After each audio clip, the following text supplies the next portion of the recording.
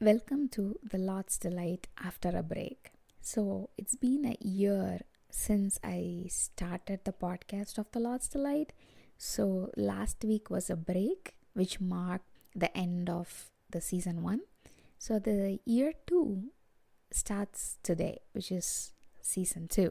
Where I live currently, Thanksgiving is being celebrated this week, and the interesting thing that I found from talking to a lot of people was the things that people are most thankful for. The top two things are first, it's family, and second, health, which I believe has changed our perspective throughout the COVID times.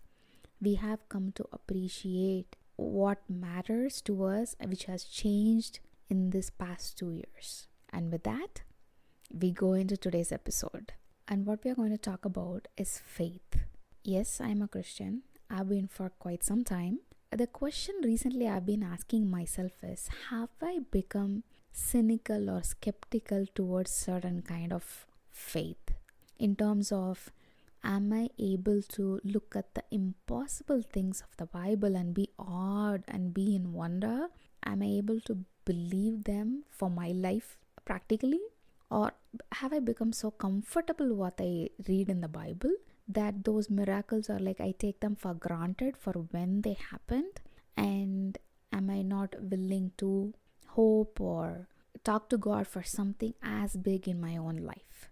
The first person I want to talk about is David. We all know David's life. He was chosen to be the king to lead Israel. But Saul also knew that, but he did not like it. He did not want to give up his kingship, and he wanted his family line, the lineage, to be on the throne.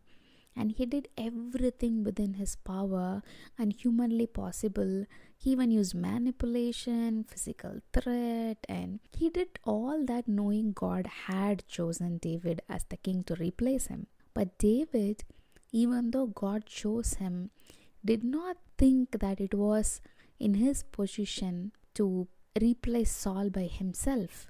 He was not willing to kill Saul, even though we see in the Bible it is quite often kings kill each other for the throne. And that surprised me, the faith that David had that God has chosen him to be king, but that position will come to him in God's time, in God's way.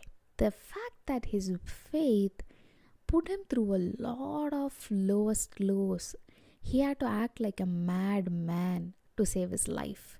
He had to go hide, and there was a point where he was even looked at to be stoned by his own people. Through all this, he had faith that God has given him the kingship, and that just amazes me. So when I go through the lowest lows, when God has promised me something, am I able to wait with faith for his timing and for his ways?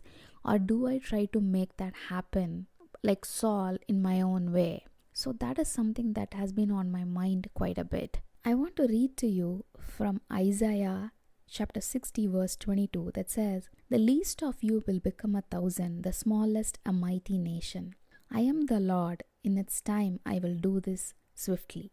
And when God promises something, he will do it in his time and in his way. So to wait, even though knowing what you are promised in the long term, but going through circumstances that is not even close, that does not reflect what has been promised to you, but with faith, is it something that is possible for me? And the heart that David had for God, he was not, I'm not saying that he was so happy to be running always on the run and had to fight and like had to face so many difficulties, surrounded by even Philistines who were at him, and Saul was after him. So many people came after his life.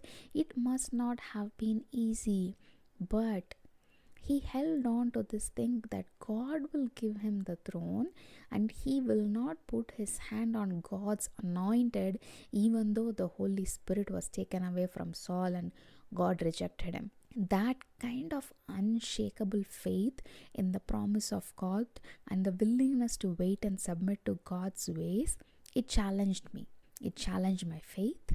So when there is a promise that God gives me, am I willing to not just wait and still hope, declare and proclaim what God has promised, but not try to hasten it my way? Am I doing it, or am I going the other direction and totally disregarding the promise and thinking it might not happen and just deem it impossible and just go on living my life? David did neither of those.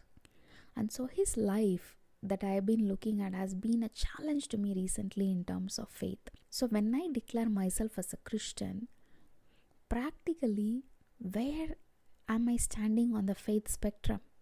Have I become too comfortable with the miracles that I see in the Bible that I've lost the wonder and awe for who God is?